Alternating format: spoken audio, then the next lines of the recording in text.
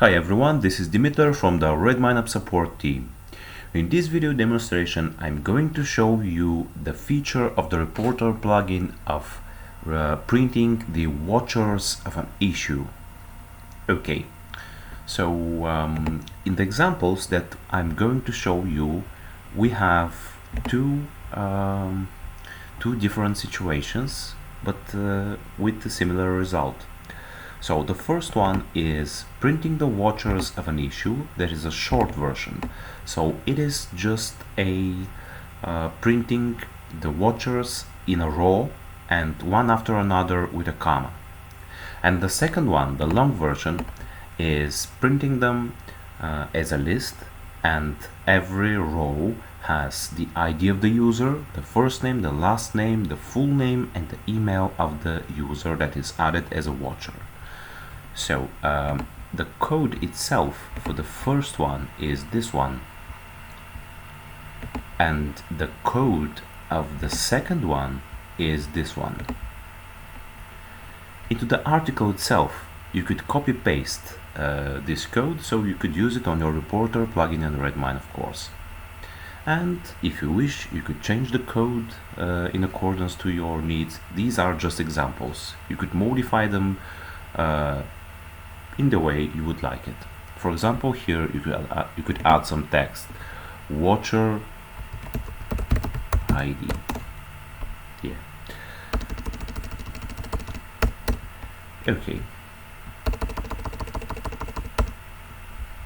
So let's go and see actually how these things are going to work. So we go to a testing plugin, the testing project for the reporter plugin, and create some issue. It will be issue first for testing the new feature of the reporter plugin, printing the watchers.